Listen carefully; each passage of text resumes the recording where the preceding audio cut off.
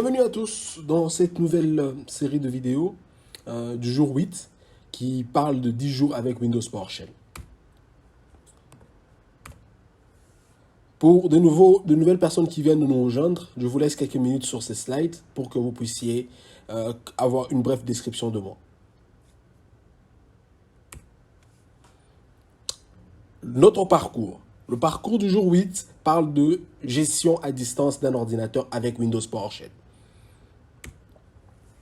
Comme vous le savez très bien, pour chaque jour, nous avons notre prérequis que nous mentionnons.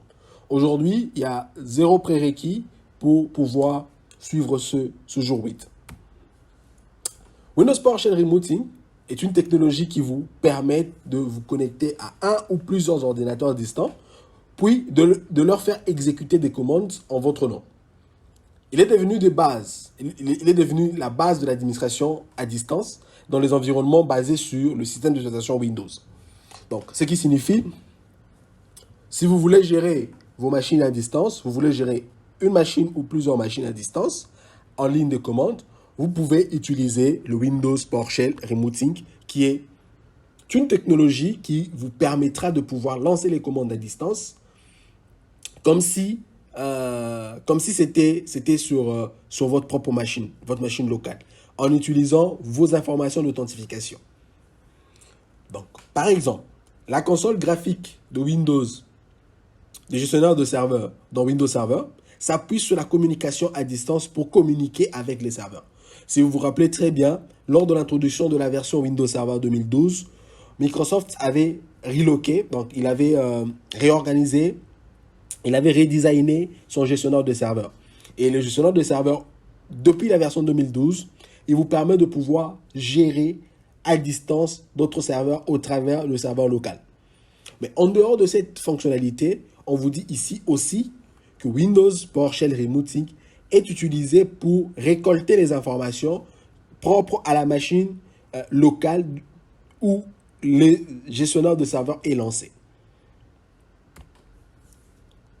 Une petite comparaison entre PS Session avec le SSH. Le protocole PS Session, en abréviation de Windows PowerShell Rebooting Session, est spécifique à l'environnement de Windows. Il est utilisé pour gérer à distance le système d'exploitation Windows à l'aide de les commandes PowerShell. Ils permettent aux administrateurs système de se connecter à des machines distantes et d'exécuter les commandes PowerShell comme si ils étaient localement sur leur propre machine. Donc, ceci vient faciliter la gestion à distance, l'automatisation et les déploiements de tâches sur plusieurs machines. Les sessions PS peuvent être établies à l'aide de la commande PowerShell telle que New PS Session et Entry PS Session.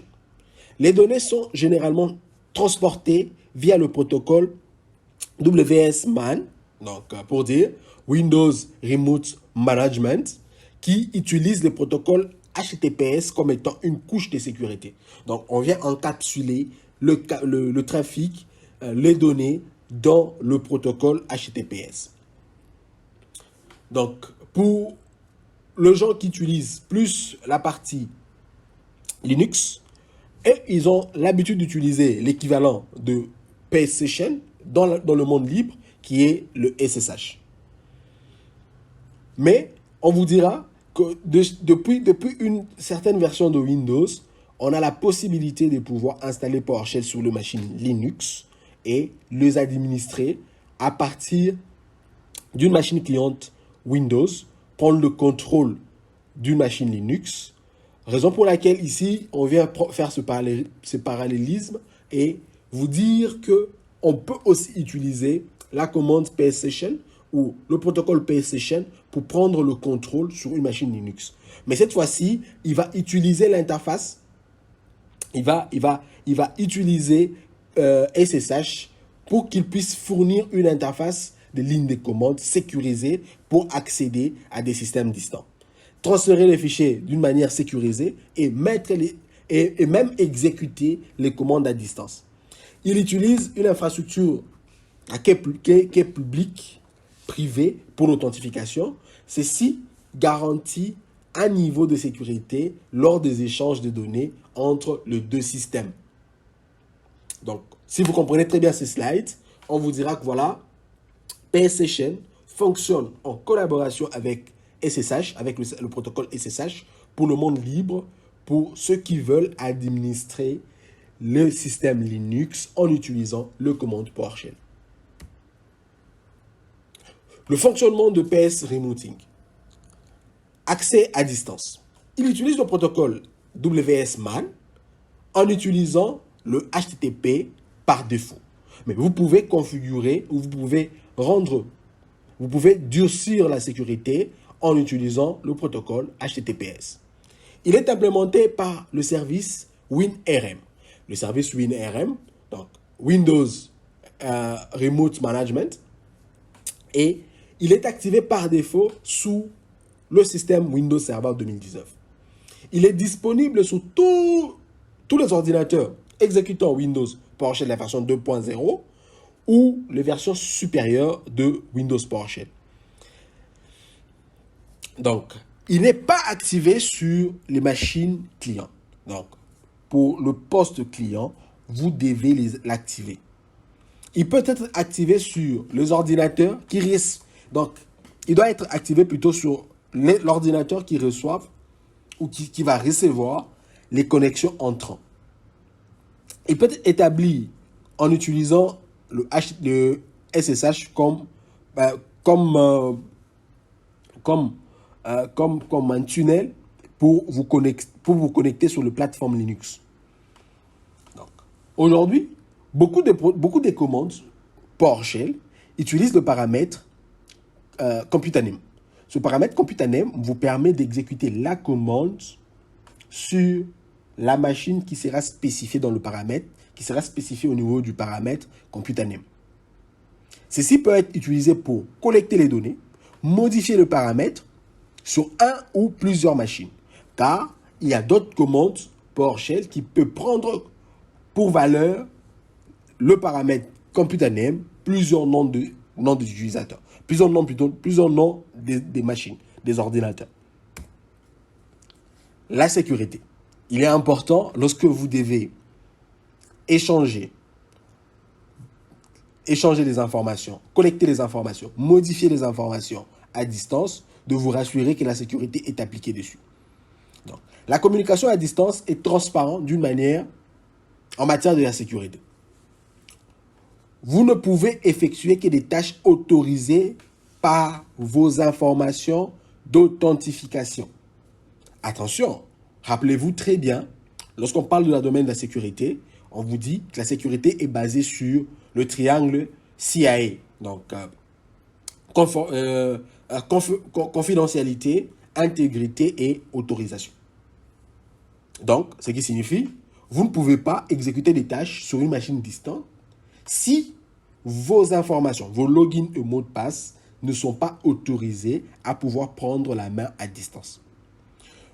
L'authentification mutuelle permet d'empêcher la délégation d'informations, la délégation d'informations d'identification à des machines usurpées.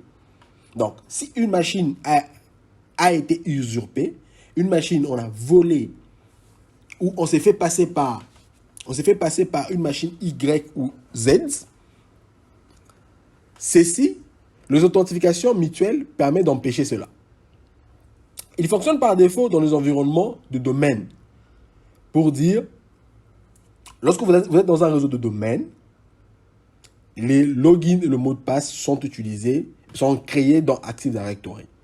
Et on ne peut pas venir usurper les identités d'un utilisateur tout en prenant le contrôle sur une autre machine. Il peut utiliser le SSL au lieu des informations. Il peut utiliser le SSL au lieu des informations d'identification de domaine. Et il peut être désactivé via la liste Trust Host. Donc ça, c'est dans la partie authentification. Mais lorsque nous devons parler de la partie confidentialité à distance, il y a la couche du chiffrement. Donc, le chiffrement au niveau du canal qui est fourni uniquement avec la connexion HTTPS. Donc, on doit se rassurer que la communication bout en bout, donc la communication entre l'ordinateur qui veut prendre la main, le contrôle sur la machine distante, cette communication doit être chiffrée, cryptée.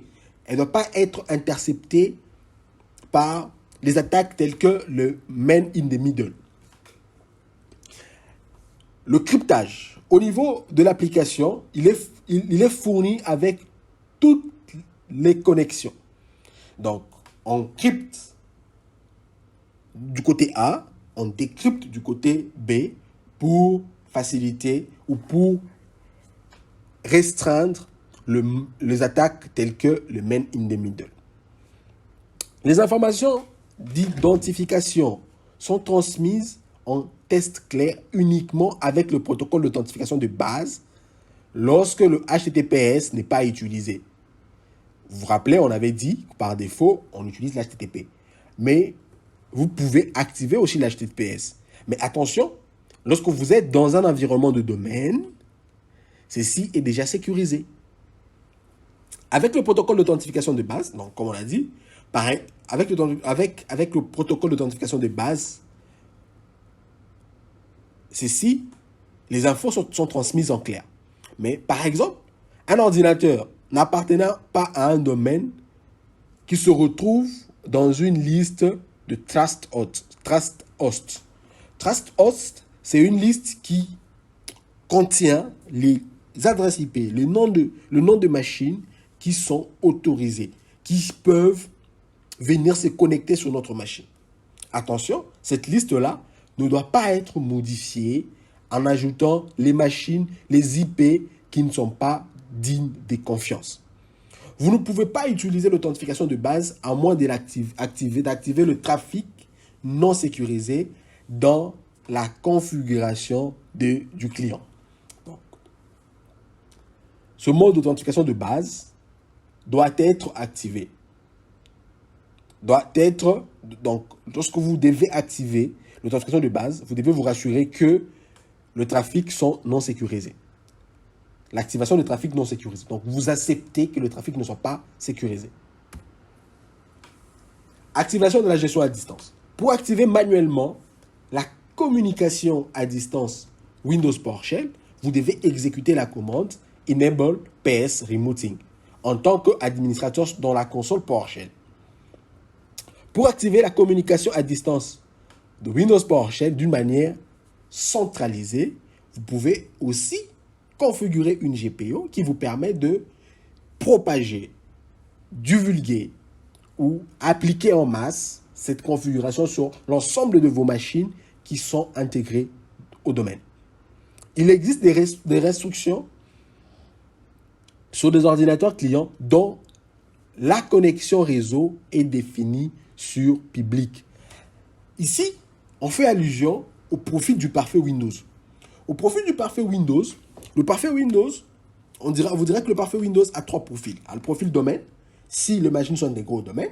Il a le profil private, si la connexion réseau utilise des adresses IP privées.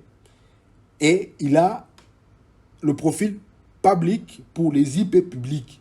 Les IP publics confèrent le RFC 1918 qui parle de l'adressage IP.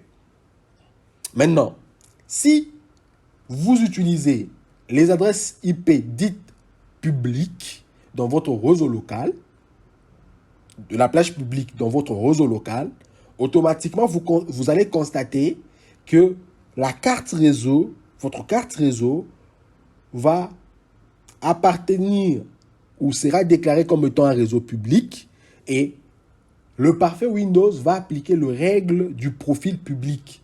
Et dans le profil public, on n'autorise pas de faire un PS remoting, PS session. On ne peut pas prendre la main à distance sur une machine. Donc, Windows Server 2012 et les versions ultérieures activent la communication à distance de Windows PowerShell par défaut. Aucune autre étape est nécessaire.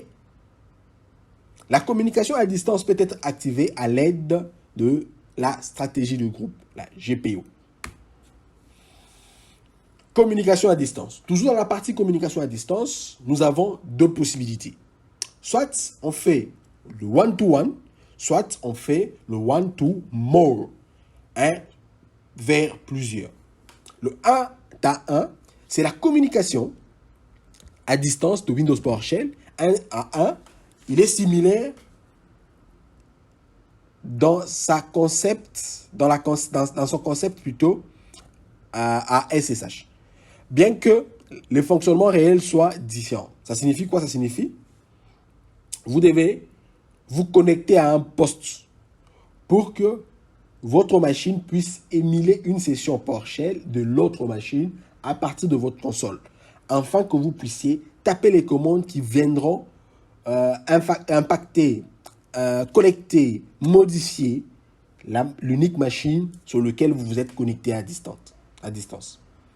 Mais si vous voulez effectuer une tâche administrative sur un ou plusieurs machines, vous devez utiliser le mode de communication one-to-more qui utilise la commande invoke commande pour envoyer une commande ou un script à un ou plusieurs machines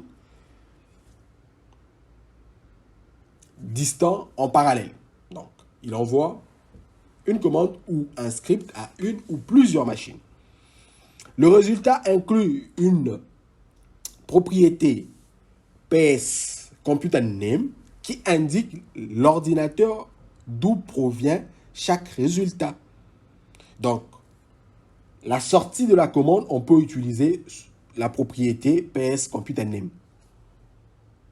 Ça va. Donc, la considération inclut tout ce que vous pouvez voir. Donc, la partie commande, collecte des informations, transmission de données à des ordinateurs distants, persistance, méthode de spécification de nom de l'ordinateur. Voici un exemple de la commande invoke command qui utilise une commande dans la partie script block. La commande, c'est new PS driver. Ça permet de mapper un lecteur réseau.